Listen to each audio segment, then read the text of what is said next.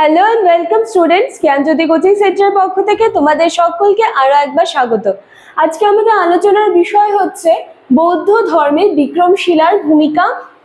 এটাই হচ্ছে আজকে আমাদের আলোচনার বিষয় বা আজকে ক্লাস। এর আগের দিনে কিন্তু আমি নালন্দা বিশ্ববিদ্যালয়ের ভূমিকা আলোচনা করেছিলাম বৌদ্ধ শিক্ষা ব্যবস্থায়।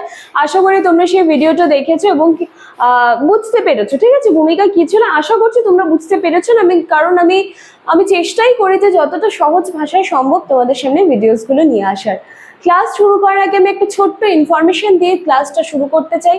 তোমরা যদি আমাদের জ্ঞানজ্যোতি কোচিং সেন্টারের সাথে যুক্ত হতে চাও, যদি ইচ্ছুক থাকো, তার জন্য তোমাদের সকলকে আরো একবার ওয়েলকাম। আমাদের সাথে সরাসরি যুক্ত হতে গেলে তোমাদেরকে কর্নারে দেওয়া দুটি নাম্বারের মধ্যে যে কোনো একটি নাম্বারে কিন্তু কল করে নিতে হবে। এই নাম্বার দুটি হলো আমাদের জ্ঞানজ্যোতি কোচিং সেন্টারের অফিসিয়াল হেল্পলাইন নাম্বার। এখানে কল করলে তোমরা তোমাদের কোর্স ফি নিয়ে কিছু কোয়ারিজ থাকলে সেটা ক্লিয়ার করে নিতে পারো। এছাড়া সাবজেক্টস নিয়ে যদি কিছু কনফিউশন থাকে সেটাও ক্লিয়ার করে নিতে পারো। কথা না বাড়িয়ে আমি একেবারে আলোচনার বিষয়ে চলে আসছি।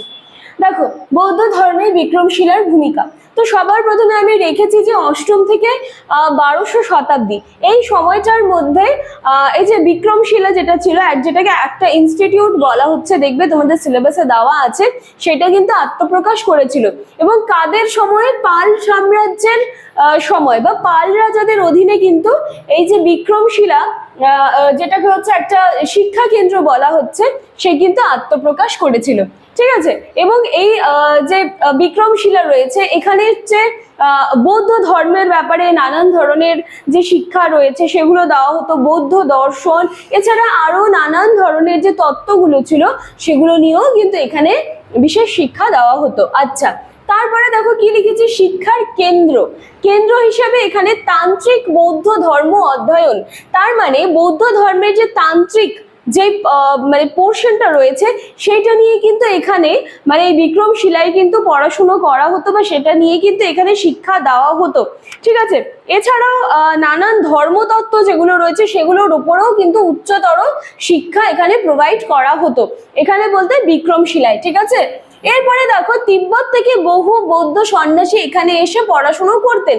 মানে আমরা ঠিক আগেও দেখেছিলাম যে শুধু আমাদের ভারতীয় যারা ছাত্ররা ছিলেন, ইভেন টিচার্সরা যারা ছিলেন সেই সময়, শুধু তারাই যে এখানে পড়াশুনো করেছে সেটা না। আমরা কিন্তু এর আগেও দেখেছি যে বাইরের থেকে অনেকে এখানে এসেছেন, থেকেছেন, শিক্ষা গ্রহণ করেছেন, ঠিক আছে। ঠিক সেই মতোই আমরা বিক্রমশিলায় দেখতে পাচ্ছি যে তিব্বত থেকে বহু বৌদ্ধ সন্ন্যাসী এখানে এসেছিলেন এবং পড়াশুনোও কিন্তু করে গিয়েছেন। এর পরের পয়েন্টটা রয়েছে বৌদ্ধ গ্রন্থ রচনা ও সংরক্ষণের কেন্দ্র ছিল। তার মানে যে বিক্রমশিলা যেটা রয়েছে, এখানে কিন্তু নানান ধরনের যে বৌদ্ধ গ্রন্থগুলো হয় সেগুলো কিন্তু রচনা করা হতো এবং রচনা করার পর কি করা হতো, সেটাকে সেখানে সংরক্ষণ করার একটা কেন্দ্র ছিল। মানে শুধু লিখে নিয়ে মানে সেটাকে আরো কোনো পদ্ধতিতে বা মনে করো যে আরো মানে কোথাও দিয়ে দেওয়ার সেরকম রীতি ছিল না, সেটা সেখানেই লেখা হতো এবং কিন্তু এই বিক্রমশিলায় সেটাকে আবার সংরক্ষণ করার একটা কেন্দ্র ছিল, ঠিক আছে। আচ্ছা দেখো, এবার বিক্রমশিলায় বলা হচ্ছে যে নানান ধরনের বৌদ্ধ ধর্মের যে পুঁথিগুলোই সেগুলোকে হচ্ছে লেখা হতো এবং লেখার পরে কিন্তু সেগুলোকে আবার অনুবাদ করার কাজও হতো এই বিক্রমশিলায়, ঠিক আছে।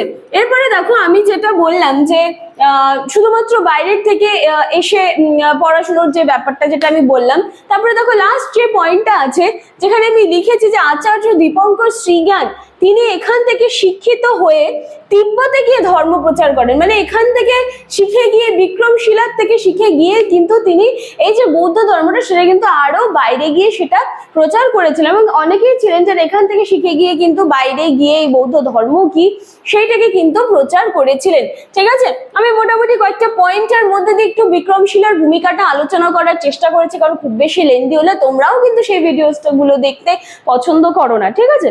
তো সেই জন্য যে কয়টা পয়েন্ট মেইন আমার মনে হয়েছে আমি সেগুলো লিখেছি এবং সেগুলো একটু আলোচনা করে দেওয়ার চেষ্টা করলাম। আচ্ছা, এই ক্লাস বা আজকে আলোচনার বিষয় এইখানেই শেষ হচ্ছে। আশা করছি ক্লাসটা তোমরা ভালো করে শুনেছো এবং তোমাদের অল্প কিছু হলেও বোধগম্য হয়েছে। দেখা হচ্ছে পরের দিনের টপিকে একটা নতুন ফ্রেশ নিউ ক্লাস নিয়ে। ততদিন বা ততক্ষণের জন্য আমাদের জ্ঞানজ্যোতি কোচিং সেন্টারের সাথে এভাবে জুড়ে থাকো, আমাদেরকে এভাবে সাপোর্ট করো। দেখা হচ্ছে নেক্সট দিনের ক্লাসে। Thank you.